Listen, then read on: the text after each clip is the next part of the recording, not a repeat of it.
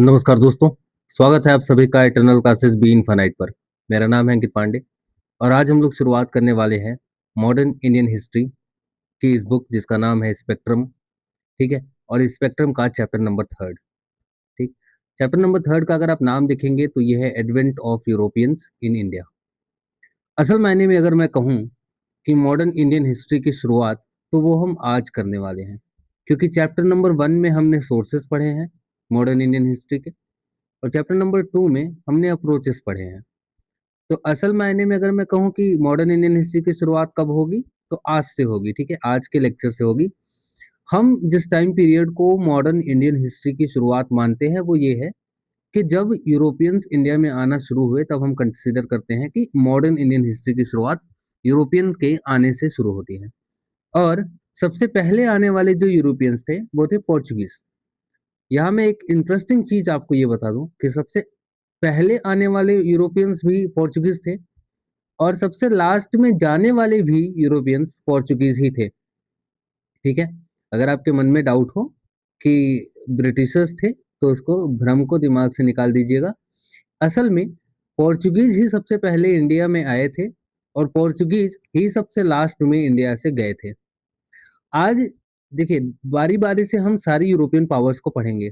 शुरुआत मैं इस चैप्टर की, क्योंकि स्पेक्ट्रम की बुक कर रहे हैं, कुछ चीज़ें मैंने अलग से ऐड की हैं, ऑब्वियस सी बात है ना? समझाने के लिए आसान करने के लिए। पर ज़्यादातर हिस्सा जो होगा वो मैं स्पेक्ट्रम की इस बुक से लेके चलूँगा। आज हम लोग पोर्चुगीज़ करने वाले हैं, तो ये ध्यान से पार्ट 1 है।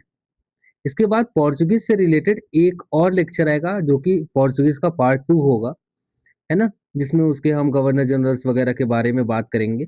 जैसे फ्रांसिस्को डी अल्मीडा हो गया, है ना? अल्फोंसो डी अल्बुकर्क हो गया। तो इन सब लोगों के बारे में भी हम बात करेंगे, पर फिलहाल आज हम शुरुआत करेंगे कि पहली बात तो यूरोपियंस को आने की ज़रूरत क्यों पड़ी इंडिया में, है ना? इन सब कारणों के ऊपर बात करेंगे। फिर ये पोर्चुगीज़ किस तरह से इसको लीड करते हैं और पोर्चुगीज़ ही पहले क्यों आते हैं, इन सब चीज़ों के ऊपर भी हम लोग आज के लेक्चर में बात करने वाले हैं। जब इस चैप्टर की शुरुआत होती है, तो चैप्टर की शुरुआत कुछ इस तरह से इस पैराग्राफ के साथ होती है। अच्छा, इस पैराग्राफ का मतलब क्या है, पहले ये समझ लीजिए। Though we talk of ancient, medieval, modern period in history, history is a continuity, है ना? जरा इसको ध्यान से समझिए। भले ही हम, ये पैराग्राफ कह रहा है कि भले ही हम हिस्ट्री को हम एंशिएंट, मिडिवल और मॉडर्न पीरियड में बांट-बांट के पढ़ते हैं, पर ये ऐसा नहीं है कि यहाँ से यहाँ तक एंशिएंट चला, फिर इसके बाद जो है वो मॉडर्न मिडिवल शुरू हो गया, फिर मिडिवल चला, फिर उसके बाद अचानक से मॉडर्न शुरू हो गया। नहीं, ऐसा नहीं होता। हिस्ट्री एक कॉन्टिन्यूटी है ना? तो ये कॉन्टिन्यूअस चलती रहती है। हिस्ट्री इज कॉन्टिन्यूअस, है ना? इसमें ट्रांजिशन का पीरियड आता है। मतलब ट्रांजिशन का पीरियड मतलब ये है कि हो सकता है कि जिसको आप मिडिवल हिस्ट्री में पढ़ रहे हो और जो मॉडर्न हिस्ट्री में पढ़ रहे हो सकता है इन दोनों का टाइम पीरियड सेम ही हो। जैसे जैसे अगर मैं बताऊँ कि अगर हम मॉडर्न इंडियन हिस्ट्री की शुरुआत की बात करेंगे, तो वो हम मानते हैं कि एडवेंट ऑफ यूरोपियन से शुरू होता है ना? कि भाई यूरोपियंस जब इंडिया में आना शुरू हुए, तो हम मानते हैं कि हमारे मॉडर्न इंडियन हिस्ट्री की शुरुआत होती है। अब अगर मैं आपको बताऊँ कि एडवेंट ऑफ यूरोपियंस शुरुआत कब से होती है, तो वो शुरुआत होती है 15th सेंचुरी में। अगर मैं आपको बताऊँ तो ये एग्ज़ैक्टली अगर टाइम पीरियड बताऊँ पोर्चुगीज़ का, तो वो 1498, अगर आप सबको याद है, पहली बार वास्को डी गामा इंडिया में आता है कालीकट में, है ना? अब ये कौन सी सेंचुरी है? ये है 15th सेंचुरी। अगर आप ध्यान से देखेंगे तो 15th सेंचुरी में कौन-कौन से किंगडम हमारे पास चल रहे हैं? तो मेडिवल पीरियड में हम लोदी किंगडम को भी पढ़ते हैं, है ना? लोधी किंगडम भी इस टाइम पे है। अगर आप साउथ इंडिया में देखेंगे तो कहीं न कहीं ये कृष्णदेव राय यानी कि विजयनगर एम्पायर का भी टाइम है, ठीक है? तो अब कृष्णदेव राय और लोधी डायनेस्टी, ये सब तो मेडिवल का पार्ट है भैया। मॉडर्न में कैसे आ गया? तो अगर हिस्ट्री अलग-अलग पार्ट्स में चलती, तो भले हम हो सकता था कि लोधी को और एडवेंट ऑफ यूरोपियंस को, ये दोनों टाइम पीरियड को अलग-अलग पढ़ते, पर हिस्ट्री कंटिन्यूटी है जैसा कि मैंने कहा। इसमें मेडिवल, मॉडर्न ये अलग-अलग नहीं है। हाँ, ये हो सकता है कि आप किसी एक तरह की फिनोमेना को, एक तरह की घटना को, एक तरह के जो घटनाएं हैं उन सबको एक टाइम पीरियड में पढ़ें, उसके बाद होने वाली जो घटनाएं हैं उनको अलग पार्ट में पढ़ें। तो जैसे एडवेंट ऑफ यूरोपियंस को हमने मॉडर्न इंडियन हिस्ट्री का पार्ट बताया, जबकि लोधी और विजयनगर एम्पायर इन सबको हमने मेडिवल हिस्ट्री का पार्ट माना है। समझ आया? तो अगर हम कहेंगे कि इसके बाद से भी टाइम पीरियड को अगर देखोगे तो एक तरफ तो मॉडर्न इंडियन हिस्ट्री चलती रहेगी, एडवेंट ऑफ यूरोपियन से पोर्चुगीज आएंगे, है ना, फिर आगे आगे बाकी जो यूरोपियन पावर्स है, डच, डैनिश, है ना, फ्रांस, फ्रेंच, इंग्लिश, ये सब आएंगी, एक तरफ ये चलता रहेगा। दूसरी तरफ आप मेडिवल हिस्ट्री का एक और पार्ट पढ़ते रहेंगे, तो एक तरफ तो आपको मॉडर्न इंडियन हिस्ट्री चल रही है, एक तरफ आप देखेंगे कि मेडिवल हिस्ट्री का भी एक पार्ट चल रहा होता है, जैसे मुगल्स आते हैं, है ना, तो मुगल्स वगैरह के बारे में भी आप पढ़ते रहते हैं, फिर धीरे धीरे उनका डिक्लाइन पढ़ते हैं।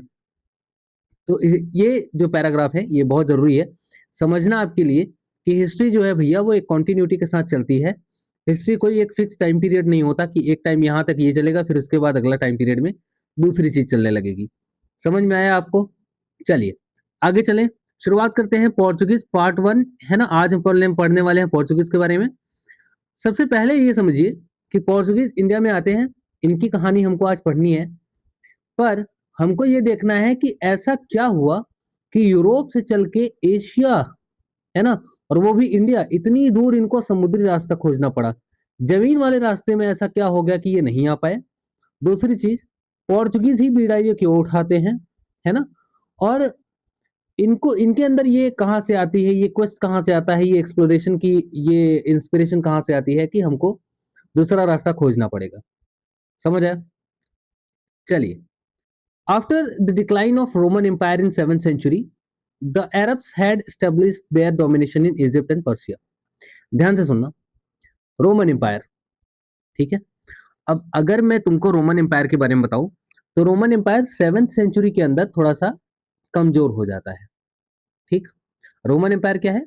तो रोमन एम्पायर अगर डिटेल में जानना चाहेंगे तो मैं एक और वीडियो बना दूंगा, फिर फिलहाल के लिए समझ लीजिए कि रोमन एम्पायर उस वक्त के यूरोप, नॉर्थ अमेरिका और वेस्ट एशिया, ठीक है, यूरोप में, नॉर्थ अमेरिका में, अमेरिका नहीं, नॉर्थ अफ्रीका, ठीक है, तो यूरोप में, नॉर्थ अफ्रीका में और पूरे के पूरे वेस्ट एशिया में, ये 3 जगहों पर फैला हुआ एक बड़ा सा एम्पायर था।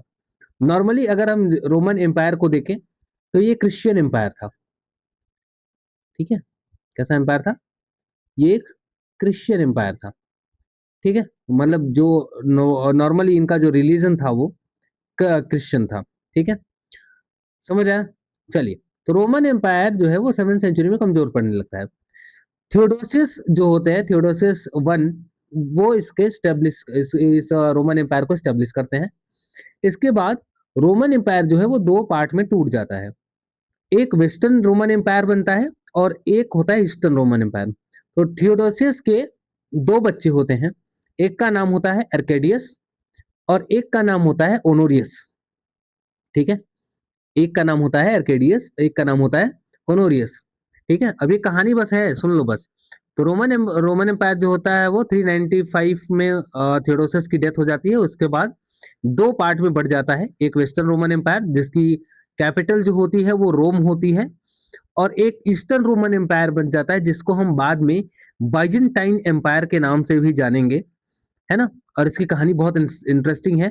इसकी जो कैपिटल होती है वो है कॉन्स्टेंटिनोपल, ठीक है। इसकी जो कैपिटल होती है वो होती है कॉन्स्टेंटिनोपल,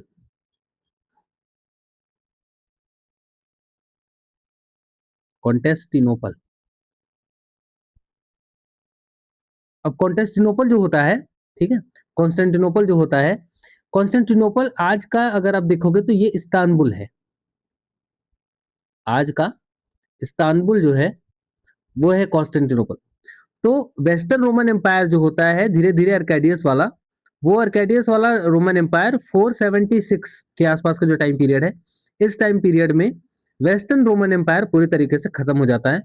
इसके बाद जो पूरा एस्टेब्लिशमेंट चलता है वो ईस्टर्न रोमन एम्पायर राज्य करना शुरू करता है। ईस्टर्न रोमन एम्पायर की जो कैपिटल होती है वो होती है कॉन्स्टेंटिनोपल। अब अगर आप देखोगे तो ईस्टर्न रोमन एम्पायर भी, असल में जिस रोमन एम्पायर की इसमें बात हो रही है वो ईस्टर्न रोमन एम्पायर की बात हो रही है, ठीक है, किस किस वाले की बात हो रही है? तो ईस्टर्न रोमन एम्पायर की बात हो रही है। वेस्टर्न रोमन एम्पायर बहुत पहले खत्म हो चुका है। ईस्टर्न रोमन एम्पायर की बात हो रही है। धीरे-धीरे 7th सेंचुरी में कई सारे कारणों की वजह से अभी हम उसके बारे में जानेंगे कौन-कौन से कारण थे, ऐसा क्यों हुआ। अब ये तुम्हारे स्पेक्ट्रम में नहीं है पर मैंने अलग से रखा है क्योंकि देखो हिस्ट्री का काम है कहानी जब तक जोड़ोगे नहीं ना तब तक समझोगे नहीं। इसलिए कहानी जोड़ना बहुत ज़रूरी होता है। तो रोमन एम्पायर डिक्लाइन होता है 7th सेंचुरी में और जब 7th सेंचुरी में डिक्लाइन होता है तो अरब्स जो अरब के लोग होते हैं उन्होंने इजिप्ट और पर्शिया जो कि 2 इम्पोर्टेंट हिस्से थे रोमन एम्पायर के, इजिप्ट और पर्शिया पर कब्जा कर लेते हैं, है ना? धीरे से डोमिनेशन उनका एस्टैब्लिश हो जाता है अरब का, ठीक है? तो अब देखोगे तो इजिप्ट और पर्शिया ये दोनों जगहें जो इम्पोर्टेंट जगहें थी, वहाँ से रोमन एम्पायर का हाथ वहाँ से छूट जाता है। फिर अगर उसके बाद देखोगे तो डायरेक्ट कॉन्टैक्ट जो होता है यूरोपियंस का इंडिया के साथ, वो खत्म हो जाता है क्योंकि सारा कंट्रोल किसके हाथ में आ गया? अरब के हाथ में आ गया क्योंकि रोमन एम्पायर धीरे-धीरे कमज़ोर होने लगा था। अब अगर देखोगे तो यूरोपियंस के हाथ से जब ये डायरेक्ट जो कॉन्टैक्ट था वो चला गया, बीच में अरब आ गए, तो बहुत सारी चीज़ें जैसे कि मसाले, जैसे कि कैलिकोस, कैलिकोस अगर आपको नहीं पता है तो सूती जो कपड़ा होता है, उसको बोलते हैं कैलिकोस। फिर सिल्क और इसके अलावा जो है बहुत सारे पत्थर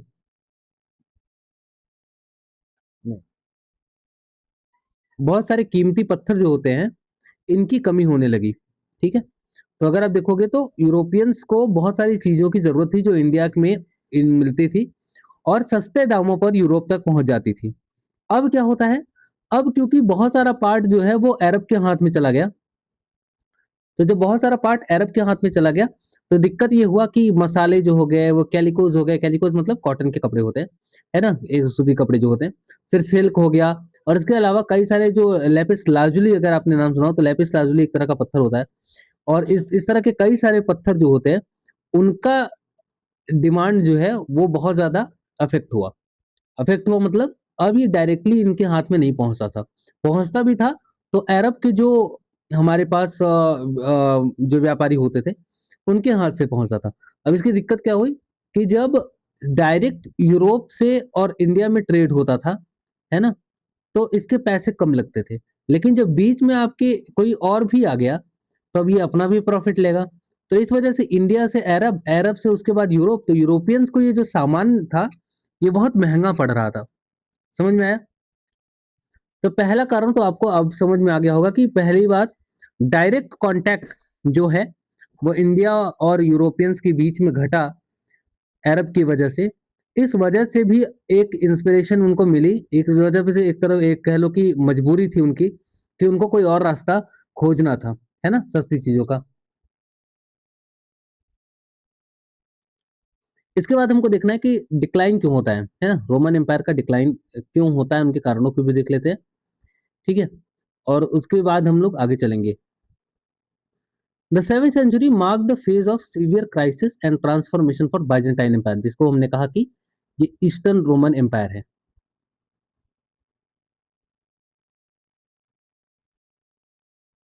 ठीक है? ये है ईस्टर्न रोमन एम्पायर,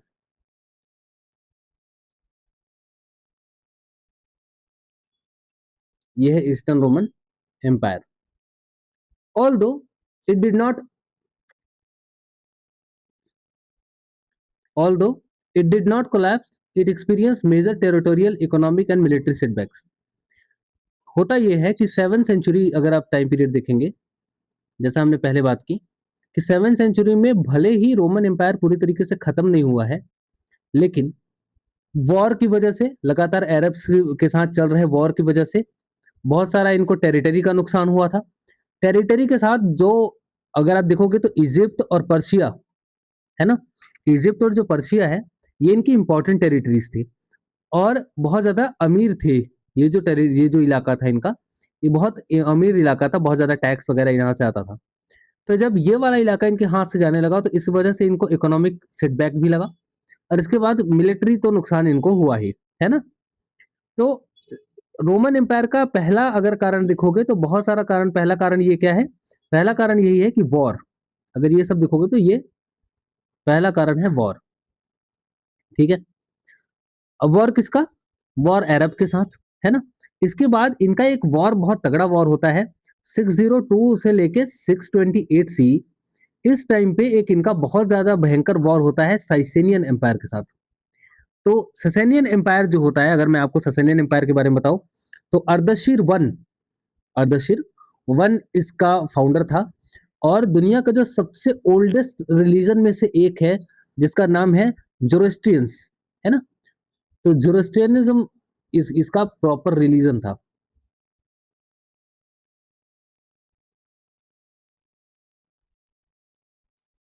तो जोरोस्ट्रियनिज्म जो है, ये दुनिया के सबसे ओल्डेस्ट रिलीजन में से एक है, ठीक है।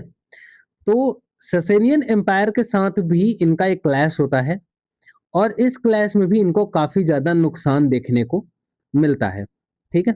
याद रखना है इसको, ठीक। ससेनियन एम्पायर भी बहुत ज्यादा दिन तक नहीं चला था, अगर आपको पता हो तो। ससेनियन एम्पायर भी वो अरब इस्लामिक कॉन्क्वेस्ट की वजह से धीरे धीरे ये भी ससेनियन एम्पायर भी खत्म हो जाता है। पर रोमन एम्पायर को ये बहुत ज्यादा नुकसान पहुंचा के जाता है। एक तरीके से अगर मैं बताऊं ससेनियन एम्पायर, तो ससेनियन एम्पायर उस वक्त की पर्शिया के आसपास जो रूल था उसमें था। तो अगर मैं आप इसको बोलेंगे ना, तो ये सबसे लास्ट, है ना, जो सबसे लास्ट और सबसे महान जो पर्शियन एम्पायर है उनमें से एक ससेनियन एम्पायर था। उसके साथ रोमन एम्पायर का क्लैश होता है। अब याद रखना, रोमन एम्पायर, मैंने यहाँ बार बार मैं कह रहा हूँ, आपको समझा रहा हूँ, ध्यान से सुनना। रोमन एम्पायर यानी बाइजेंटाइन एम्पायर। बाइजेंटाइन एम्पायर मतलब ईस्टर्न रोमन एम्पायर, ठीक है। वेस्टर्न रोमन एम्पायर तो बहुत पहले खत्म हो गया। ईस्टर्न रोमन एम्पायर, जिसकी राजधानी है कॉन्स्टेंटिनोपल, यानी कि इस्तांबुल वाला इलाका, वहां उसकी बात हम कर रहे हैं कि उसका डिक्लाइन कैसे होता है, ठीक है। उसके बाद होता यह है कि इस्लाम का राइज होता है ना। इस्लाम धर्म आता है, और इस्लाम के आने के बाद, अब देखो ये दोनों जो हैं, चाहे वो क्रिश्चियन हो, ठीक है, चाहे वो क्रिश्चियन रिलीजन हो, चाहे वो इस्लाम हो, ये दोनों रिलीजन क्या थे, इनको, इनका दोनों का एक ही टाइम पे होना हुआ प्रचार, ठीक है। इन्होंने अपना प्रचार करना शुरू किया। तो इनके जो प्रोपगेशन हुआ, वो जो मिशनरीज वगैरह जो गए, अब दिक्कत ये हुआ कि ये दोनों एक ही टाइम पे क्लैश कर गए, ठीक। इनके हिसाब से ये काफिर हो गए, और इनके हिसाब से इनको चेंज करना था। तो दोनों की लड़ाइयां हुई, है ना। राइज ऑफ इस्लाम हुआ किसके अंदर, तो रशीदुन कैलिफेट के अंदर। अब अगर आपको रशीदुन कैलिफेट नहीं पता है, आप कहेंगे तो मैं इसके ऊपर अलग से वीडियोस बना दूंगा। पर हर चीज के बारे में मैं चाहता हूँ आप थोड़ा थोड़ा जानते रहे। जैसे सैनियन एम्पायर क्या है, वो सबसे ओल्डेस्ट रिलीजन जो है जोरोस्ट्रियनिज्म, है ना, उनमें से एक। जैसे हम कहते हैं ना सनातन धर्म सबसे एंशियंट है, उसी तरीके से जोरोस्ट्रियनिज्म जो है वो दुनिया के सबसे पुराने धर्मों में से एक है। तो लास्ट जो एंशियंट सबसे ग्रेट पर्शियन एम्पायर था, उसमें ससेनियन एम्पायर का नाम आता है। रोमन एम्पायर के बारे में भी मैंने बताया कि इसको दो पार्ट में, थियोडोसियस के बाद इसको दो पार्ट में बांट दिया गया, है ना। ईस्टर्न और वेस्टर्न, वेस्टर्न खत्म हो गया और ईस्टर्न चलता रहा, बाइजेंटाइन एम्पायर। अभी धीरे धीरे ये भी खत्म हो जाएगा।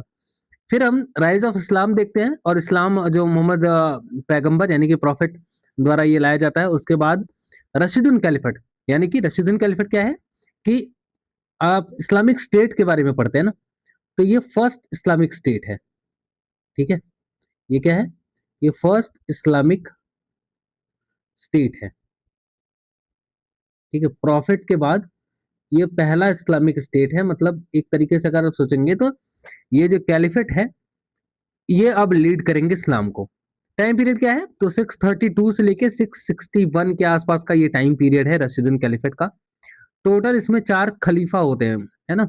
इस्लाम में इसमें 4 खलीफा होते हैं, अबू बकर, उमर इब्न अल खत्ताब, ऐसे करके होता है। और सबसे ज्यादा अगर आपको बताऊं तो मैक्सिमम जो एक्सपेंशन होता है इस्लाम का, वो यही उमर इब्न अल खत्ताब भी करते हैं। उसके बाद इब्न अफन करके एक आते हैं, उसके बाद अली इब्न ये करके आते हैं। तो ऐसे करके 4 इनके कैलिफ आते हैं। तो रशीदुन कैलिफेट के अंदर जो है इस्लाम का राइज होता है। और धीरे धीरे ये इस्लाम के राइज की वजह से भी, तो पहला तो वॉर रीजन था जिसकी वजह से रोमन एम्पायर धीरे धीरे गिरा। दूसरा इस्लाम, ठीक है। दूसरा जो है वो राइज ऑफ इस्लाम है, जिसकी वजह से रोमन एम्पायर को थोड़ा सा झटका लगा। ठीक है। तीसरा अगर आप पूछेंगे तो ससेनियन एम्पायर के साथ ही वॉर, तो एक वॉर अरब के साथ, एक वॉर इनके साथ, एक वॉर इस्लाम के राइज की वजह से। ठीक है।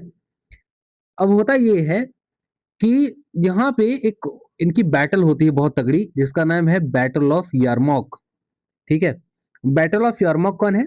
तो बैटल ऑफ यारमौक दोनों लोगों के बीच में होती है। ये किसके किसके बीच में होती है? तो पहला तो रशीदुन एम्पायर एक तरफ होता है, रशीदुन कैलिफेट, और दूसरी तरफ होते हैं बाइजेंटाइन एम्पायर। ठीक है। तो बैटल ऑफ यारमौक अगर कहीं भी पूछ लिया जाए तो याद रखना किसके किसके बीच में होता है। तो ये रशीदुन, ठीक है, Rashidun caliphate versus Byzantine empire. ठीक। तो रशीदुन कैलिफेट और बाइजेंटाइन एम्पायर के बीच में ये दोनों वॉर होते हैं। ये बैटल ऑफ यारमौक होता है। ये टाइम पीरियड है 636 सी। अब ये मैं अपने नोट से आपको बता रहा हूँ, है ना, पर इसमें आपको इतनी जानने की जरूरत नहीं है। बड़ी याद रखना बैटल ऑफ यारमौक किसके किसके बीच में हुआ? रशीदुन कैलिफेट और बाइजेंटाइन एम्पायर के दोनों के बीच में बैटल ऑफ यारमौक होती है। जब बैटल ऑफ यारमौक होती है तो यहाँ से इंपॉर्टेंट टेरिटरीज इनकी वापस चली जाती हैं। दो टेरिटरी कौन कौन सी? पहला तो सीरिया चला जाता है इनके हाथ से, बाइजेंटाइन एम्पायर के हाथ से, और दूसरी जो इंपॉर्टेंट है वो है इजिप्ट, है ना। अब दिक्कत क्या हुई कि सीरिया और इजिप्ट के जाने की वजह से इनका रेवेन्यू बहुत ज्यादा कम हो गया, और ग्रेन की सप्लाई यानी कि अनाज की जो सप्लाई है वो ज्यादा मतलब एकदम से ठप हो गई। इस वजह से अगर आप देखोगे तो कई सारे वॉर की वजह से, इस्लाम की वजह से, बैटल ऑफ यारमौक की वजह से, ससेनियन एम्पायर के साथ वॉर की वजह से धीरे धीरे 7th सेंचुरी आते आते लगभग ये पूरा खत्म हो चुका था। ठीक है। इसके बाद अगर देखोगे तो इकोनॉमिक जो डिक्लाइन है वो इंटेंसिफाई होता है। क्यों क्यों? क्योंकि लगातार वॉर होते रहते हैं, है ना। ट्रेड नेटवर्क अरब की वजह से ज्यादा गड़बड़ एकदम चलते रहते हैं, और लगातार टेरिटरी के लॉस के होने की वजह से टैक्स में कमी आती है। ठीक। तो इन सब कारणों की वजह से अगर आप देखेंगे तो धीरे धीरे ये जो पूरा आपका बाइजेंटाइन एम्पायर है धीरे धीरे खत्म होता चला जाता है ना, कमजोर हो जाता है। ऊपर से इनका दिक्कत ये आता है कि भैया इनके एक और इम्पोर्टेंट घटना होती है यहीं पे, इसको हम बोलते हैं प्लेग ऑफ जस्टिनियन। अब प्लेग ऑफ जस्टिनियन क्यों बोलते हैं? क्योंकि जिस तरह ये प्लेग आया उस वक्त राजा थे जस्टिनियन वन। ठीक है। उस वक्त राजा कौन था? जस्टिनियन, एक मिनट, उस वक्त राजा कौन थे? Justinian one. जस्टिनियन वन जो है वो बाइजेंटाइन एम्पायर के रूलर थे। ठीक। अब बाइजेंटाइन एम्पायर के रूलर थे जस्टिनियन, इन्हीं के नाम पे ये प्लेग ऑफ जस्टिनियन का नाम पड़ा।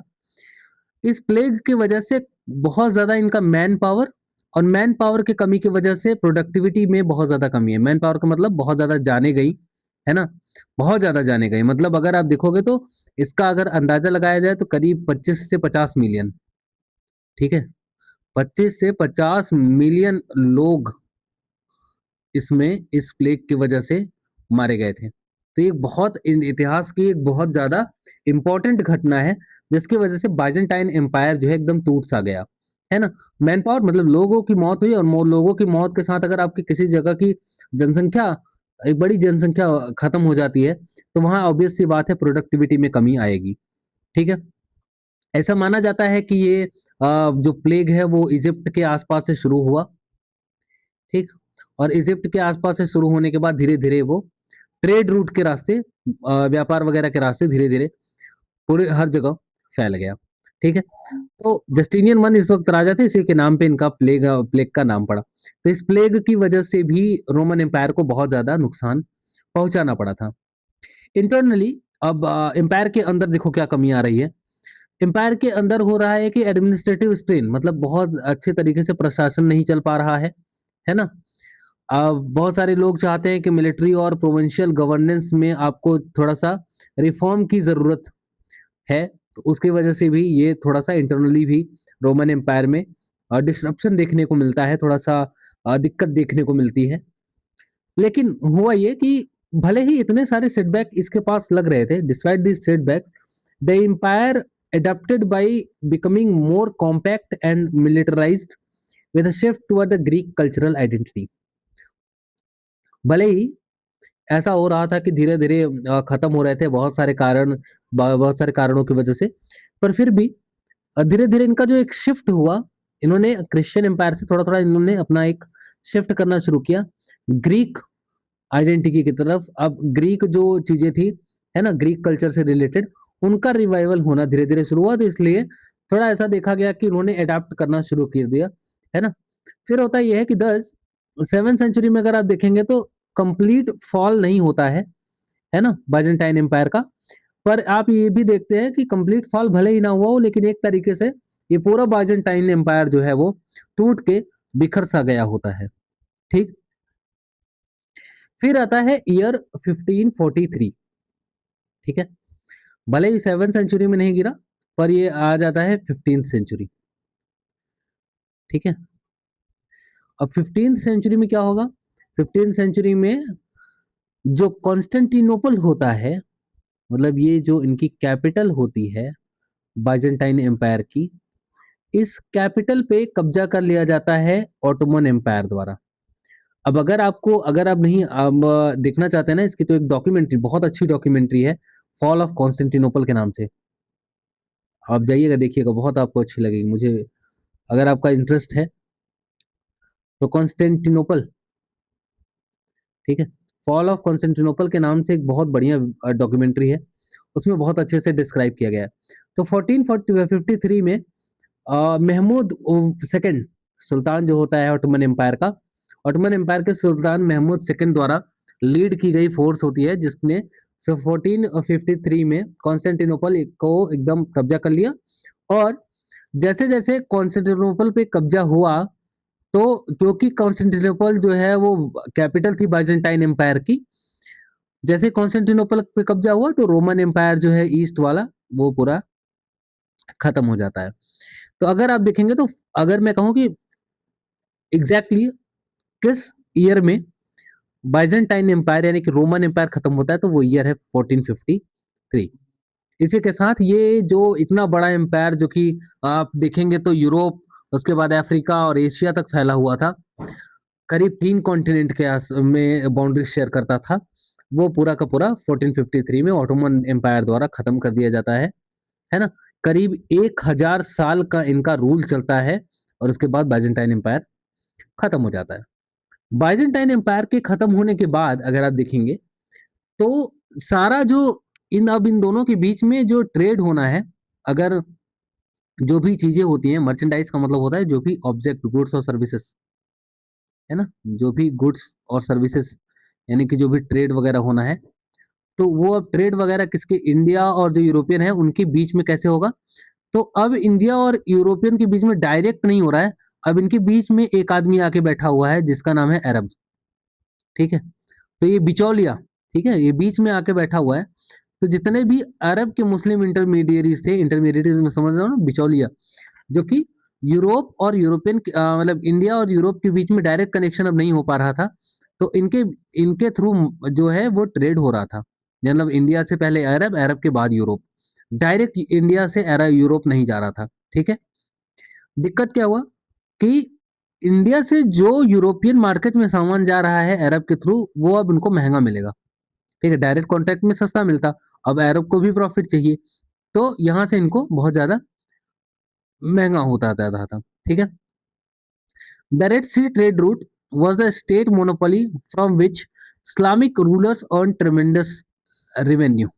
फिर कह रहा है जो रेड सी वाला जो ट्रेड रूट है, इस पे जिस वक्त कब्जा हो गया अरब का, है ना, क्योंकि मोनोपोली चलने लगी अरब की, अब क्योंकि बाइजेंटाइन एम्पायर खत्म हो गया, सबसे बड़ा एम्पायर वही था, जब वो खत्म हो गया तो सारा सारा जो ट्रेड रूट वाला, जो रेड सी वाला रास्ता था, उसके ऊपर मोनोपोली किसकी हो गई?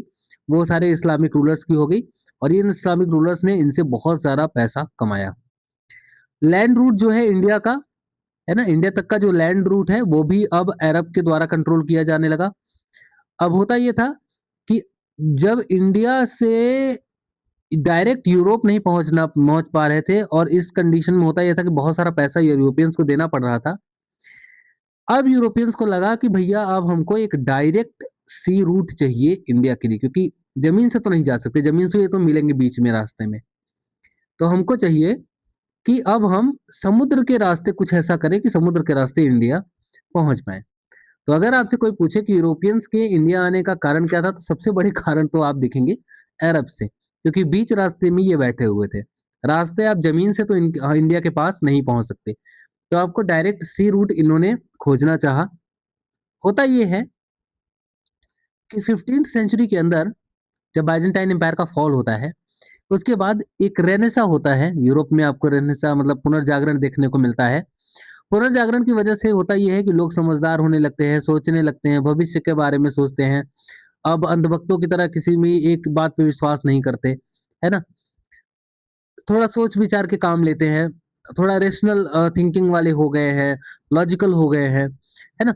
तो अब जब रेनेसा होता है तो एक्सप्लोरेशन के लिए कॉल होता है, और इसके बाद उसी उसी टाइम पे अगर आप देखेंगे तो यूरोप जो है उसने बहुत सारे एफर्ट कर लिए थे शिप बिल्डिंग में और नेविगेशन में, है ना? अब इन्होंने थोड़ा-थोड़ा अपनी जहाजें उतारनी शुरू की थी, है ना? जहाज़ों के निर्माण करने शुरू किए थे, घूमना शुरू किया था, खोजना शुरू किया था। तो इस रेनेसा के वजह से बहुत ज़्यादा चेंज यूरोप में आता है।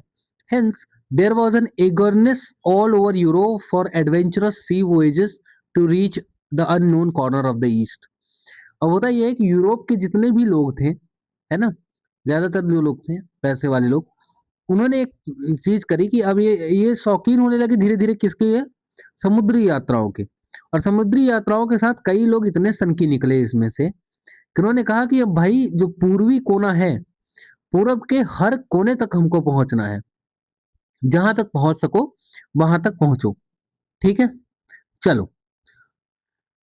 The economic development of many regions of Europe was also progressing rapidly with expansion of the land under cultivation. ठीक है? खेती की वजह से लगातार इन्होंने क्या किया? ज़मीन खाली करी, खेती करना शुरू किया। इस खेती की वजह से बहुत सारा इकोनॉमिक डेवलपमेंट हो देखने को मिला यूरोप में। इसके अलावा प्लाव, है ना? खेती में बहुत ज़्यादा इन्होंने हल-वल जोतने के शुरू किया। क्रॉप रोटेशन के पैटर्न एडवांस जो मैंने कहा ना रेनेसां के बाद काफ़ी लोग सोचने विचारने वाले लोग बन गए, तो समझदारी से काम लेने लगे। तो बहुत सारे क्रॉप मैनेजमेंट के बहुत सारे तरीके जैसे क्रॉप रोटेशन में हुआ। इसके बाद इन्होंने मीट की सप्लाई, है ना? मीट की सप्लाई बहुत ज़्यादा शुरू हुई। जब मीट की सप्लाई हुई, तब कच्चा मीट खाने की आदत इनकी थोड़ी-सी छूट गई थी, क्योंकि बहुत पहले मसाले जो है इंडिया से जा रहे थे। अब जब मीट खाना था ना, तो इनको पका के खाना था और उसके लिए इनको ज़रूरत पड़ी मसालों की। मसालों की ज़रूरत इनको 2 चीज़ों की लगी, पहला तो खाना पकाने के लिए और दूसरा प्रिज़र्वेशन के लिए। कई बार आप देखोगे ना अचार-वचार, अगर आपके अचार-वचार जो है वो मसाले में लिपटे होते हैं तो वो खराब नहीं होते। तो प्रिज़र्वेशन के लिए मसालों की ज़रूरत और दूसरा खाना पकाने के लिए भी मसालों की ज़रूरत इनको पड़ने लगी। तो इसके लिए भी अगर आप देखेंगे तो ये इंडिया में मतलब ईस्ट में आना शुरू करते हैं। Prosperity also grew, and with it the demand of Oriental luxury goods also increased. अब होता ये है कि इकोनॉमिक डेवलपमेंट के साथ लोगों के हाथ में आता है पैसा, ठीक है? मनी। अब जब हाथ में पैसा हो ना, तो आदमी चैन से रह ले ऐसा हो नहीं सकता। जैसे इनके हाथ में पैसा आता है, ये होते हैं शौकीन धीरे-धीरे, और जब ये शौकीन होते हैं तो मैंने बताया कि धीरे-धीरे बहुत सारे कीमती पत्थर इंडिया वगैरह से जाते थे। ओरिएंटल वर्ड जो यूज़ होता है, वो यूज़ होता है ईस्ट के लिए, ठीक है? याद रखना। ओरिएंटल वर्ड ईस्ट के लिए होता है यूज़ इनके, मतलब यूरोपियन भाषा में ईस्ट को ओरिएंटल बोलते हैं, ठीक है? तो प्रॉस्पेरिटी जैसे-जैसे बढ़ती है, जैसे-जैसे लोगों के हाथ में पैसा आता है, वैसे-वैसे लोगों के अंदर लग्ज़री गुड्स की डिमांड बढ़ने लगती है यूरोप के अंदर, ठीक है? इसके बाद अगर आप देखोगे तो ओरिएंटल गुड्स जो होते हैं, है ना? जो भी आपके ईस्ट से आने वाले सामान थे, जो भी ओरिएंटल गुड्स होते हैं, यानी कि ईस्ट से आने वाले, इंडिया की तरफ से आने वाले जो भी सामान थे, वो सामान पहले जो था वो वेनिस और जेनोआ, है ना?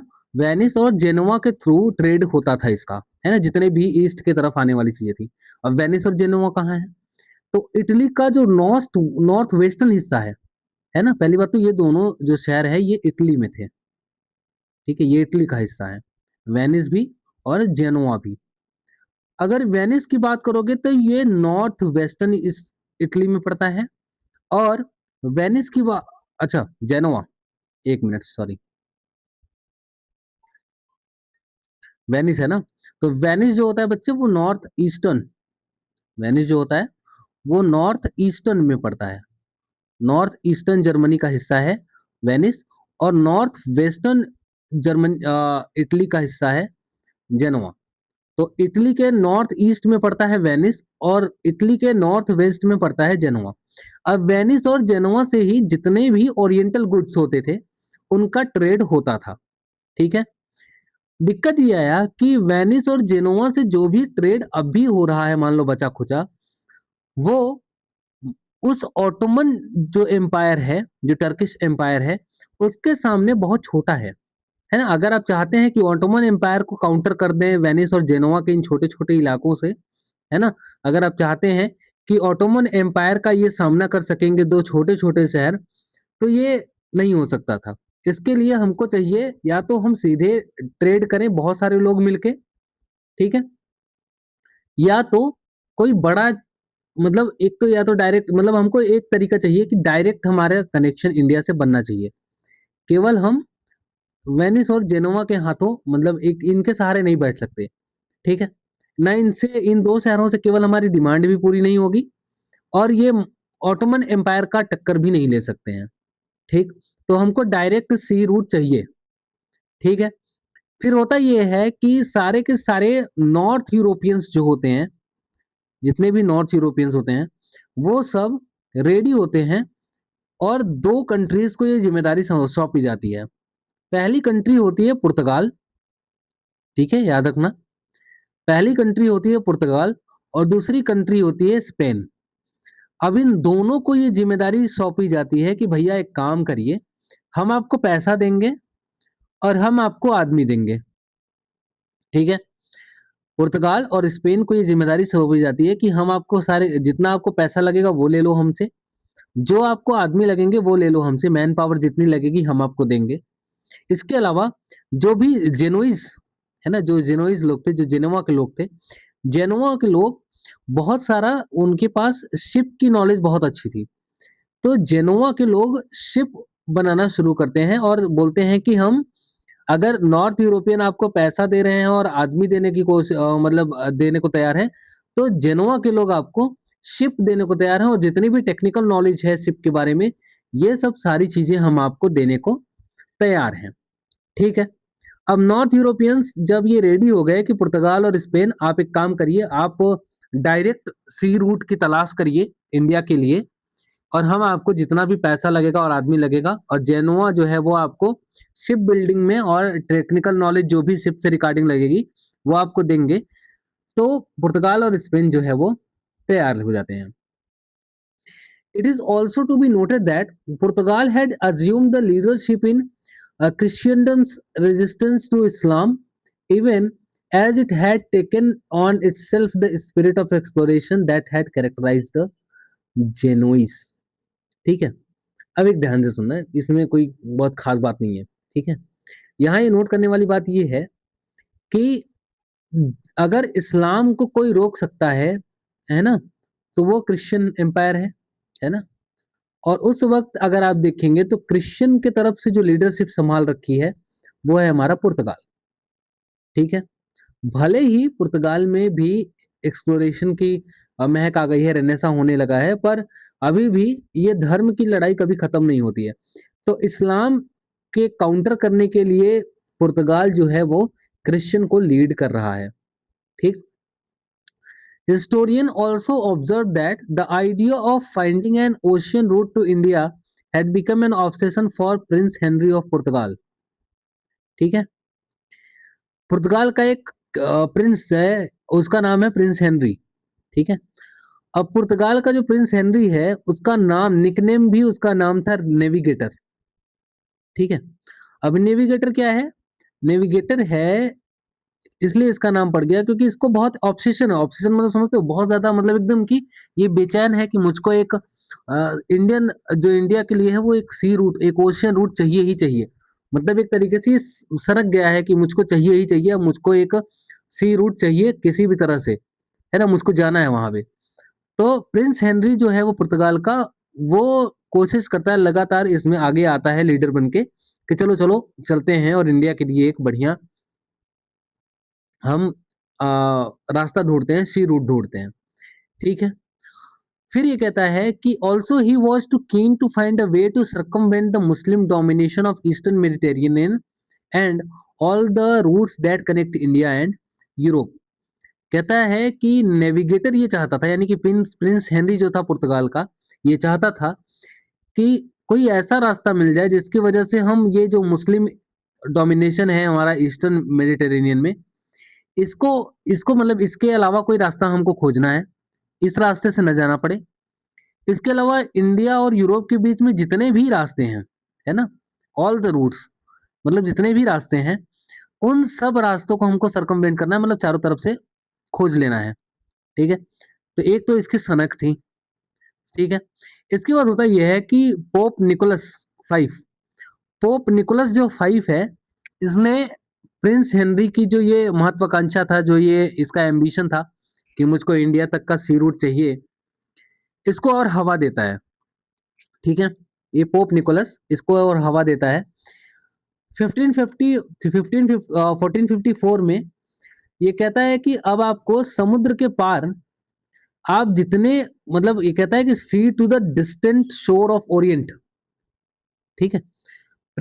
जो पोप निकोलस फाइव है, ये इसको एक राइट देता है कि भैया आप प्रिंस जो है हमारे नेविगेटर साहब, आप एक काम करिए, आप समुद्र जो दिख रहा है आपको ईस्ट में जाता हुआ, इस समुद्र के सबसे पूर्वी कोने तक जाने की मैं आपको इजाजत देता हूं, आप जाइए और खोजिए, more specifically as far as India.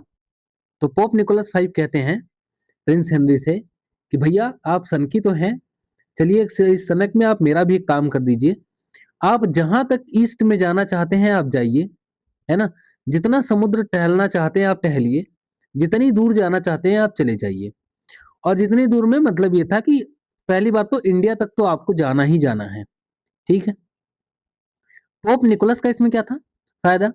तो पोप निकोलस ये था कि पोप निकोलस चाहते थे कि जो भी ये इस्लामिक इन्फ्लुएंस धीरे धीरे बढ़ रहा है, जो इस्लाम धीरे धीरे फैल रहा है, इसको काउंटर करने के लिए क्रिश्चियन जो फेथ है इसको बढ़ावा देगा। अगर प्रिंस हेनरी कहीं जाएगा और अपना दबदबा बनाएगा तो उससे क्रिश्चियन धर्म भी वहां फैलेगा।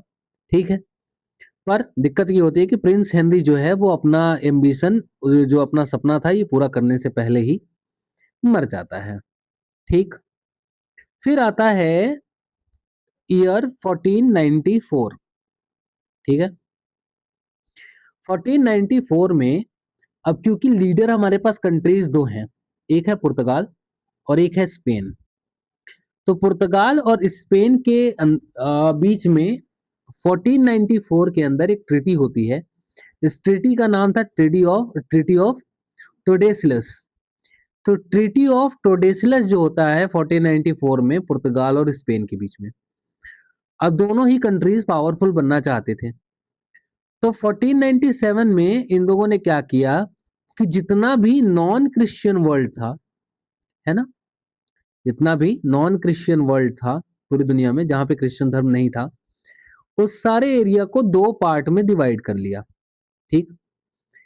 दो पार्ट में डिवाइड किया और उन्होंने अटलांटिक ओशियन में केप वर्डे आइलैंड, ठीक है, केप वर्डे आइलैंड से 1300 माइल वेस्ट में, ठीक है, 1300 माइल पश्चिम में, 1300 मील पश्चिम जाके एक इमेजिनरी लाइन ड्रॉ कर दी, है ना। मान लो ये अटलांटिक ओशियन है और यहाँ पे केप वर्डे आइलैंड है। केप वर्डे आइलैंड अगर आप देखोगे तो जो अफ्रीका का वेस्टर्न कोस्ट है, आप सर्च करना केप वर्डे आइलैंड जो है, अगर आप मोबाइल अभी लेकर बैठे हैं तो आप सर्च करिए केप वर्डे आइलैंड कहाँ है। केप वर्डे आइलैंड है वेस्टर्न कोस्ट ऑफ अफ्रीका, मतलब ये अगर आप पूछेंगे तो ये वेस्ट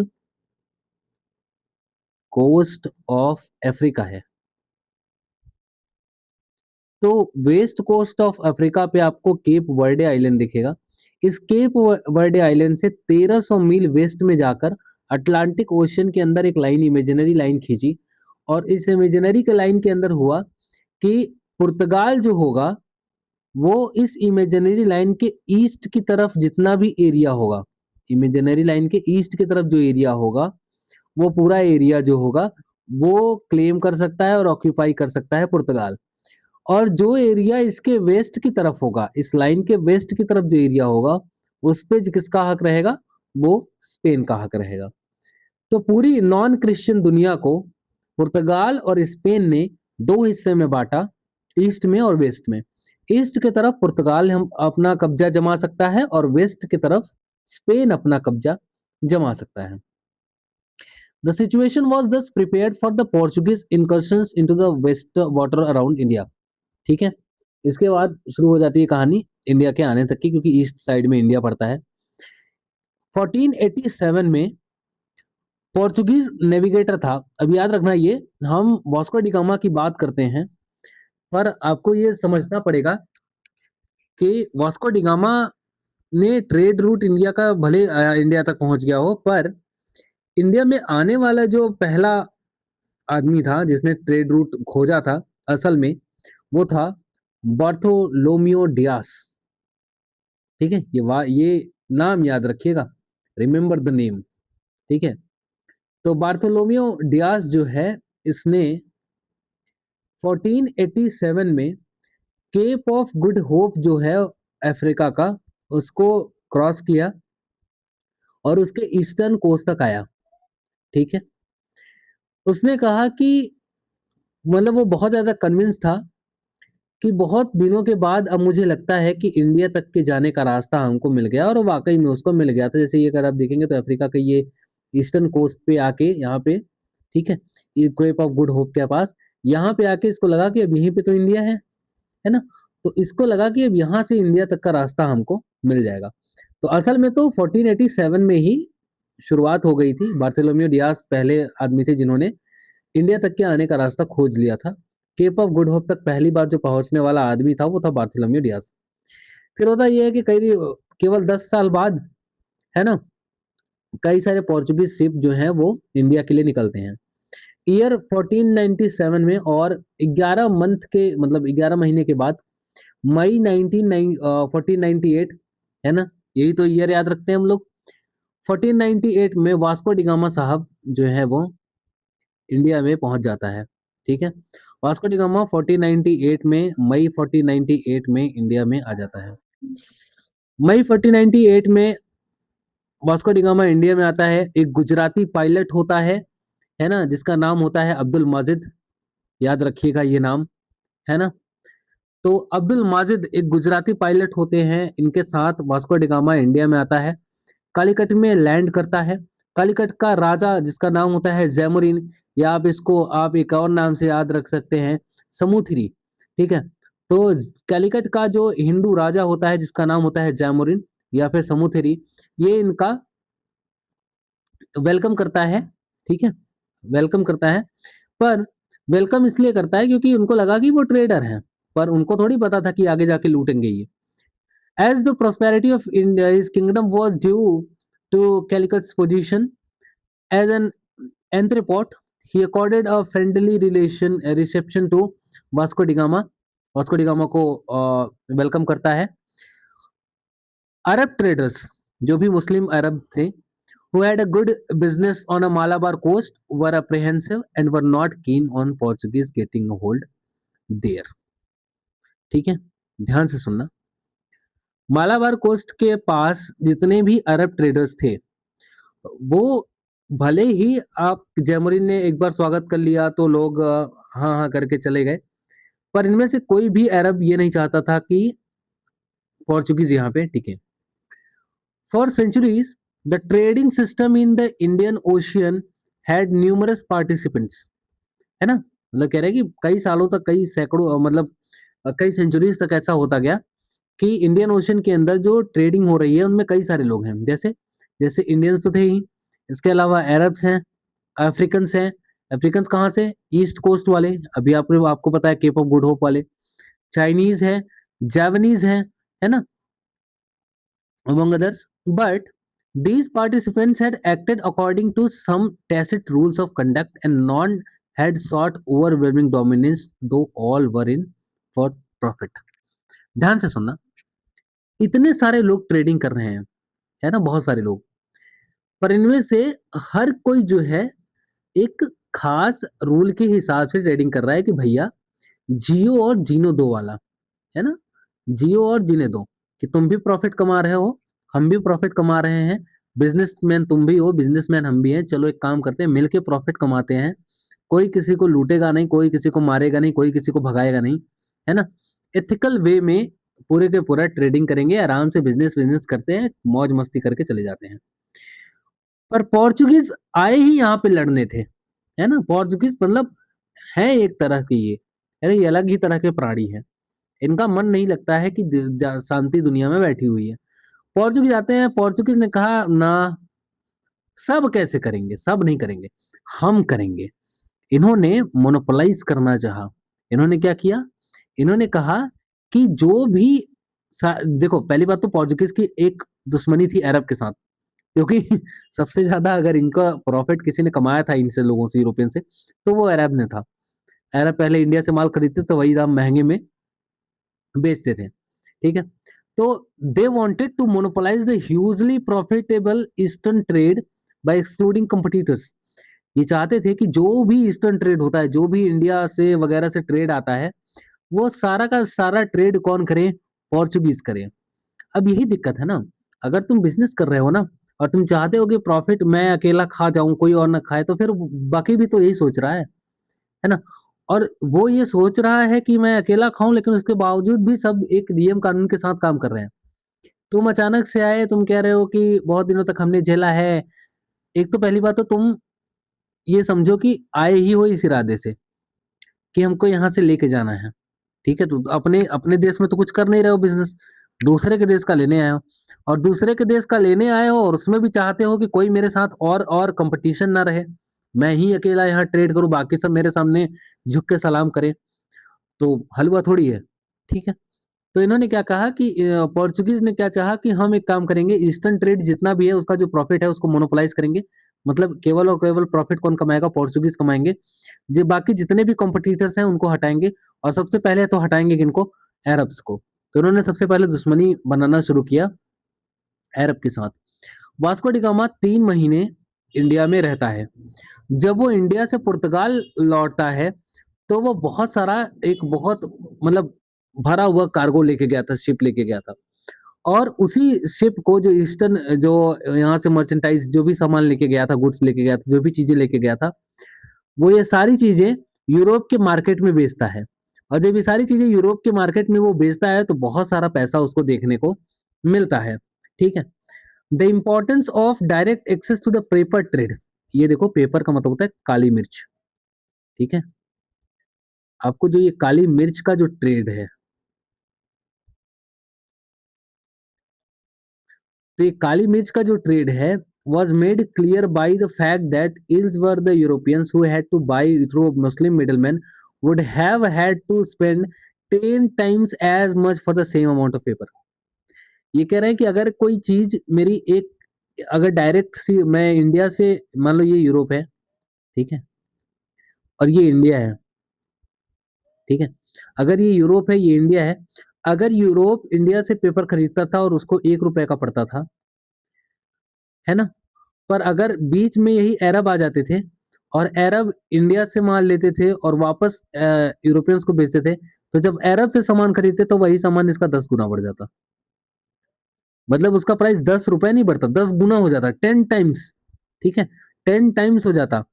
तो 10 गुना पैसा देना पड़ता था उसी सेम अमाउंट पेपर के लिए, जो उनको कम पैसे में मिलता था डायरेक्ट वाले में। तो देखो, ट्रेड भाई ये है कि हर किसी को प्रॉफिट कमाना है, तो हर कोई कमाएगा, तुम्हारी हिम्मत थी तुम बना लेते। पर इन्होंने क्या कहा? इन्होंने कहा कि हम किसी को ट्रेड नहीं करने देंगे। पोर्चुगीज ने पहला नियम यही अपनाया कि हम किसी को ट्रेड नहीं कर देंगे, हम खुद ट्रेड करेंगे, और सारा का सारा जितने भी कॉम्पिटिटर्स हैं उनको हटाएंगे। Not surprisingly, other profit-seek merchants of the European nations were tempted to come to India and trade directly. हुआ ये कि जब पोर्चुगीज यहाँ से गए, तो बाकी जो यूरोप के ट्रेडर्स थे, उन्होंने भी कहा कि भाई 10 गुना ज्यादा पैसा काहे दें, अब ट्रेड रूट भी मिल गया है सीधा इंडिया का, एक काम करते हैं, सीधे इंडिया से ट्रेड करने जाते हैं। फिर एक आदमी आता है जिसका नाम था पेड्रो अल्वारेज कैब्रल, ठीक है? तो पेड्रो अल्वारेज कैब्रल जो है वो मसालों के व्यापार के लिए इंडिया आता है। ठीक है। उसने कैलिकट के अंदर एक फैक्ट्री जमाई, है ना, जब वो 1500 में इंडिया में आता है। तो पहली बार अगर कोई पूछे पोर्चुगीज फैक्ट्री, पहली पोर्चुगीज एस्टेब्लिशमेंट, तो 1500 के अंदर पहली फैक्ट्री, है ना, वो कालीकट में बनाई गई। 1500 के अंदर पेड्रो अल्वाराज कैब्रल ने बनाई। ठीक है, मसालों के व्यापार के लिए। There was an incident of conflict when Portuguese factory at Calicut was attacked by the locals, resulting in the death of several Portuguese. In retaliation, Cabral seized the number of Arab merchant ships anchored in the harbor and killed hundreds of their crew, besides confiscating their cargo and burning the ship. अब ये इनकी लड़ाई की बात शुरू हो गई। कुछ लोकल्स ने जो पोर्चुगीज फैक्ट्री थी कालीकट के अंदर, उसके ऊपर हमला किया। जवाब में कैब्रल ने बहुत सारे मर्चेंट जो अरब के शिप थे उनको कब्जा कर लिया। जब उनको कब्जा कर लिया, उनमें करीब सैकड़ों लोगों को वहां पे मार दिया और पूरा का पूरा शिप जो था वो जला दिया गया। कैलिकट जो था वो पूरा बमबारी की गई कैब्रल के द्वारा।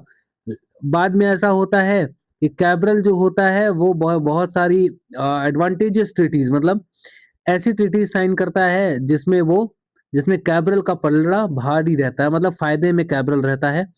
तो कोचीन और कैनानोर, है ना, कोचीन और कैनानोर के जो राजा रहते हैं, उन दोनों राजाओं के साथ ये कुछ ऐसी ट्रीटीज साइन करता है जिसमें फायदा पूरे तरीके से किसको मिलता है, कैब्रल को मिलता है। ठीक है, तो आपको पोर्चुगीज और अरब का बार बार कॉन्फ्लिक्ट देखने को मिलेगा।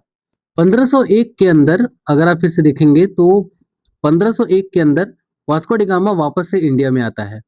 जब 1501 के अंदर वापस वास्को डी गामा इंडिया में आता है तो जैमरीन से रिक्वेस्ट करता है कि आप एक काम करिए, जितने भी अरब मर्चेंट्स हैं उनसे आप किनारा कर लीजिए, आप केवल और केवल व्यापार करिए पोर्चुगीज के साथ। और जैमरीन जो है वो मना कर देता है। जैमरीन कहता है कि आपको जो ये लालच है ना, कॉमर्शियल ग्रीड, जो आप चाहते हैं कि मैं केवल पैसे कमाऊं, मैं केवल यहाँ पे प्रॉफिट कमाऊं, ये दिक्कत है। दूसरी चीज फेरोसियस हॉस्टिलिटी और रिग्ड विंजेस। पहली बात तो आप पैसे कमाना चाहते हैं, दूसरा पैसे कमाना कैसे चाहते हैं, तो पैसे आप कमाना चाहते हैं दूसरों को नुकसान पहुंचा के, है ना, दूसरों का बुरा चाह के। और दूसरा, आप बदले बहुत गंदे तरीके से लेते हैं, मतलब आपने आपके ऊपर किसी ने हमला किया, आपने पहले जाके अरब को ही पकड़ लिया, उनके सैकड़ों लोगों को मार दिया, ठीक है, उनकी जहाजें जला दी। इतने बुरे तरीके से जो आपके बदले की जो आग है ना, ये दिक्कत है हमारे लिए ट्रेड के लिए। ठीक, तो जैमरीन ने सीधे सीधे मना कर दिया। जब उसका रप्चर हुआ जैमरीन के साथ, तो टोटल और कंप्लीट पूरे तरीके से जैमरीन ने उससे किनारा कर लिया। वास्को डिगामा ने एक ट्रेडिंग फैक्ट्री स्टैब्लिश की कैननूर में। धीरे धीरे होता यह है कि कैलिकट, कैननूर और कोचिन, क्योंकि कैननूर और कोचिन के पास तो कैब्रल ने पहले ही ट्रीटी साइन कर ली थी, है ना, कैलिकट के पास भी धीरे धीरे ये सारा कुछ, अब कैलिकट से ही आना जाना हो रहा था। तो धीरे धीरे होता यह है कि कैलिकट और ये कैनोनेर और कोचिन जो होते हैं, ये धीरे धीरे इंपॉर्टेंट ट्रेड सेंटर बनने लगते हैं पोर्चुगीज के। फिर धीरे धीरे होता यह है कि under the pretext of protecting the factories and their trading activities, Portuguese got permission to fortify this centre. धीरे धीरे होता यह है कि अब ये राजाओं से परमिशन लेने लगते हैं कि एक काम करिए, ये लोकल जो बिजनेसमैन हैं, जो लोकल ट्रेडर्स हैं, इनके साथ हमारी लड़ाई बढ़ती जा रही है, और ये लड़ाई अगर बढ़ती रही तो हमको खतरा हो सकता है। इसलिए जो भी फैक्ट्री है, जो भी हमारे सेंटर्स हैं, जो भी फैक्ट्रीज हैं, उनको हम फोर्टिफाई करना चाहते हैं। फोर्टिफाई का मतलब उनकी घेराबंदी करना चाहते हैं, उनके आगे पीछे बाउंड्रीज बनाना चाहते हैं। ठीक है, ये हमारा पहला पार्ट था। ठीक है, पहले पार्ट में हमने क्या पढ़ा कि किस तरीके से पोर्चुगीज इंडिया में आते हैं, क्या क्या कारण रहते हैं, है ना, किसका किसका इंपॉर्टेंट रोल रहता है, यूरोपियंस के आने का इंडिया में कारण क्या क्या रहता है, क्या मजबूरी रहती है। ठीक, और यहीं पे एक रूल जान लेना कि यूरोपियंस के इंडिया में आने का मेनली 3 वो रोल रहेगा। उस रूल को हम कहते हैं ट्रिपल जी का रूल। ठीक है, ट्रिपल जी का रूल। ट्रिपल जी का रूल मतलब, पहले जी का मतलब है बच्चे गोल्ड। ठीक है, कि ये लोग आना ही इसीलिए चाहते थे क्योंकि इनको लूटना था। ठीक, दूसरे जी का मतलब है बच्चे ग्लोरी। ठीक है, दूसरे जी का जो मतलब है वो है ग्लोरी। ग्लोरी मतलब ऐसा माना जाता था ना पुराने जमाने में कि जिसके साथ जितना जिसका जितनी जमीन पे ज्यादा कब्जा होगा वो उतना मजबूत राजा माना जाएगा। तो पहला तो गोल्ड लूटने के इरादे से अमीर बनने के, और दूसरा ग्लोरी यानी कि अपना वर्चस्व स्थापित करने के लिए ये रूल चलाते थे। और तीसरा जो था वो गॉड। ठीक है, तीसरा था गॉड। गॉड मतलब क्रिश्चियन धर्म का जो फैलाव था उसके लिए ये तीन रीजन आप ऐसे समझ सकते हैं कि पोर्चुगीज के आने का कारण बना, या जितने भी यूरोपियन पावर्स हैं उनके आने का जो सिमिलैरिटी दिखती है वो यही दिखती है। पहला तो गोल्ड की बहुत सारा पैसा और प्रॉफिट कमाना है, दूसरा ग्लोरी कि जितनी ज्यादा जमीन हो सके वो कब्जा करना है, और तीसरा गोल्ड गॉड यानी कि क्रिश्चियन धर्म का ज्यादा से ज्यादा फैलाव करना है। आज चैप्टर के लास्ट में जो सतीश चंद्रा है, एक इंडियन हिस्टोरियन है, उनका एक व्यू है। ये व्यू क्या है जरा पढ़ लेते हैं। उनका कुछ कहना है। The landing of Vasco da Gama at the Calicut in 1498 is generally regarded as the beginning of a new era in world history. कह रहे हैं कि वास्को डी गामा जिस वक्त 1498 में इंडिया में आया उस वक्त को हम ऐसा मान सकते हैं कि वर्ल्ड हिस्ट्री के अंदर एक नए समय का जन्म हुआ, स्पेशली जो है वो एशिया और यूरोप के रिलेशनशिप में। Although Asia and Europe had been in commercial relation with each other since the antiquity, मतलब एशिया और यूरोप का जो ट्रेड है वो आज से नहीं, वो पुराने जमाने से बहुत सारे इनसे भी पहले से बहुत चलता आया है। The opening of the direct sea relation between the two was not only the fulfilment of the old dream according to the Greek historian, एक ग्रीक हिस्टोरियन जिनका नाम है हेरोडोटस। ठीक है, हेरोडोटस के हिसाब से Phoenicians and had rounded Africa in 6th century BC. 6th century के अंदर ही जो फोनेशियंस थे इन्होंने अफ्रीका को क्रॉस कर लिया था, और उन्होंने इंडिया के और यूरोप के बीच में ट्रेड रूट की तलाश कर ली थी। तो अगर आप समझते हैं कि पोर्चुगीज पहले थे, तो ऐसा नहीं है, पोर्चुगीज पहले नहीं थे।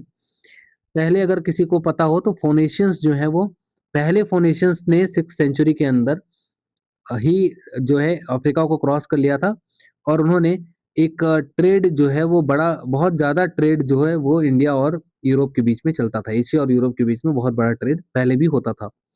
This however was only one of the objective of the Portuguese. For the Portuguese, the opening of new sea route to India would give a big blow to the Muslims, the Arabs, the Turks, who were the traditional enemy of Christianity. ठीक है, तो एक तरीके से ऐसा समझ सकते हैं कि पोर्चुगीज का ये जो इंडिया में आना है ये एक तरीके से सेटबैक देगा, एक तरीके से नुकसान पहुंचाएगा उन मुस्लिम्स को जो कि अभी राइज हो रहा है मुस्लिम्स का, है ना। क्यों? क्योंकि पोर्चुगीज जितना ज्यादा पोर्चुगीज इंडिया में आएंगे उतना ज्यादा उनके साथ साथ क्रिश्चियनिटी, अभी हमने पढ़ा ट्रिपल जी का फॉर्मूला, है ना। तो अगर ये तीसरा वाला जो है वो गॉड वाला जो रिलेशन है, अगर पोर्चुगीज इंडिया में आएंगे तो प्रॉफिट आए जमीन आए वो तो आएगा ही आएगा, इसके साथ साथ जो एक चीज आएगी वो है क्रिश्चियनिटी, वो इंडिया में फैलेगी। ठीक, इसके बाद क्या है, and were posing now the threat to Europe by virtue of growing military and naval power of the Turks. ठीक है, the direct sea link with India would displace the virtual monopoly of the Arabs and Turks over the trade in eastern goods, specially spices. फिर कह रहे हैं कि अगर हमको direct सी root मिल जाता है इंडिया के और यूरोप के बीच में तो उससे होगा क्या, उससे जो अरब और टर्क्स की जो मोनोपोली है इंडिया के, अभी जो इंडिया से आने वाले सामान के ऊपर है ना, जो ट्रेड के ऊपर ये मोनोपोली बना के रखे हैं वो धीरे धीरे खत्म हो जाएगी। और स्पेशली जो सबसे जरूरी चीज है वो है मसाले, क्योंकि इंडिया के मसाले ही बहुत ज्यादा महंगे बिकते थे। अभी आपने काली मिर्च के बारे में बात की कि जितना अगर डायरेक्ट वो इंडिया से ट्रेड करते थे उससे 10 गुना ज्यादा पैसे उनको देने पड़ते थे जब वो अरब से वही चीज खरीदते थे। तो ठीक है, तो अगर उनको डायरेक्ट सी रूट इंडिया के लिए मिल जाता है तो उससे क्या होगा कि वो 10 गुना पैसे भी बचेंगे, और ये मोनोपोली जो है कि अरब जो अपना वर्चस्व दिखाते हैं कि अगर आपको सामान खरीदना है तो हमसे ही सामान खरीदोगे, ये वाला भी थोड़ा सा जो आइडियोलॉजी है वो चेंज हो जाएगी, है ना। They also vaguely hoped by their exploration of Africa they would be able to link up with the kingdom of legendary Prester John. अगर आपको पता है तो वैसे तो आपको जितना भी क्रिश्चियन जो रिलीजन वाला जो धर्म मिलेगा वो जो सारे रूलर्स जो दिखेंगे वो आपको वेस्ट में दिखेंगे, पर ईस्ट के अंदर भी एक क्रिश्चियन रूलर था जिसका नाम था प्रेस्टर जॉन। अब अगर वो ईस्ट तक आ जाते हैं ना, तो ईस्ट में आने के बाद उनका एक रिलेशन बन सकता है प्रेस्टर जॉन के साथ। प्रेस्टर जॉन को हम प्रेस्बिटर जॉन और जॉन द एल्डर के नाम से भी जानते हैं। इसको हम Christian ruler of the east के नाम से भी जानते हैं। मतलब ये एक तरीके से ईस्ट में जो है वो क्रिश्चियन एक रूलर था, उसके साथ इनका रिलेशन अच्छा बन सकता है। और अगर इनके दोनों के बीच में अच्छा रिलेशन बन गया तो वेस्ट साइड में भी क्रिश्चियन है और ईस्ट साइड में भी क्रिश्चियन है, बीच में मुस्लिम फंस जाएंगे, है ना। तो इनको इन्होंने कहा कि and be in the position to attack the Muslim from two sides, हम दोनों साइड से इनको जो है दबा सकते हैं, इनको काउंटर कर सकते हैं। Thus, the commercial and religious objectives supported and justified each other. फिर कह रहा है कि जो ये कॉमर्शियल, पहली बात तो कॉमर्शियल और रिलीजियस ऑब्जेक्टिव जो है इन दोनों का, इसकी वजह से हम ये कह सकते हैं कि हाँ पोर्चुगीज के जो आने का वो रीजन है वो जस्टिफाई होता है ना। तो दो रीजन, मेनली हमने तीन रीजन पढ़े। आगे कब्जा तो धीरे धीरे करेंगे। अभी देखो कालीकट में फैक्ट्री जमा ली, कोचिन में फैक्ट्री जमा ली, है ना। तो फैक्ट्री जमा ली, फिर धीरे धीरे उसको फोर्टिफाई करना शुरू करेंगे, फिर धीरे धीरे उसको अपना घर ही बना लेंगे। समझ आया। तो ये 3G आपको याद रखना है। तो पहला तो ग्लोरी, है ना, कि भाई जाना है और वहां ज्यादा से ज्यादा प्रॉफिट कमाना है। दूसरा गोल्ड, है ना, ये पैसे वाला, है ना। पहला तो जमीन कि ग्लोरी, बहुत ज्यादा जमीन पे कब्जा करो। दूसरा गोल्ड यानी पैसे पे, और तीसरा गॉड यानी कि मुस्लिम को काउंटर करके और क्रिश्चियन का फैलाव करो। ठीक है। मुस्लिम को काउंटर इनका मेन पर्पस था कि मुस्लिम को काउंटर करो, बाकी तो हो जाएंगे, पर मुस्लिम जो है ये एक्सपेंशनिस्ट पावर है, ये भी हमारी तरह एक्सपेंशन करते हैं, तो इनको काउंटर करना है। ठीक। तो ये व्यू भी काफी अच्छा है, देखने का नजरिया बहुत अच्छा है। ठीक है। मुस्लिम ये खास करके मुझको जो इनका प्रेस्टर जॉन वाला जो ये वाला है, और इसके अलावा जो है वो ये हमको हेरोडोटस जो बताते हैं कि फोनिशियंस जो थे, ये दो पॉइंट इसमें खास करके मुझको अच्छे लगे कि पोर्चुगीज वो पहले नहीं थे जिन्होंने इंडिया तक के आने का रास्ता खोजा। हम अगर बात करेंगे तो हेरोडोटस ने पहले ही बताया कि 6th सेंचुरी में फोनेशियंस थे जिन्होंने अफ्रीका को अराउंड, मतलब अफ्रीका को क्रॉस कर दिया था। और दूसरा कि वेस्ट, अगर ईस्ट और वेस्ट के जो क्रिश्चियन रूलर हैं वो एक साथ मिल जाते हैं तो बीच में हम मुस्लिम्स को फंसा सकते हैं। ठीक है। तो आज हमने पोर्चुगीज के बारे में, ये पहला लेक्चर था हमारा, कारण वगैरह ये सब हमने पढ़ा। ठीक। अगले लेक्चर में हम फिर से मिलेंगे पार्ट 2 में, बाकी इनके बारे में इन्होंने किस तरह से अब आगे फैलाव करते हैं अपना, ये सब सारी चीजें जानेंगे। Thank you so much. इसी बीन फनाइट के मेरा टेलीग्राम चैनल है, अगर आप चाहें तो वहां पे आप PDF डाउनलोड कर सकते हैं।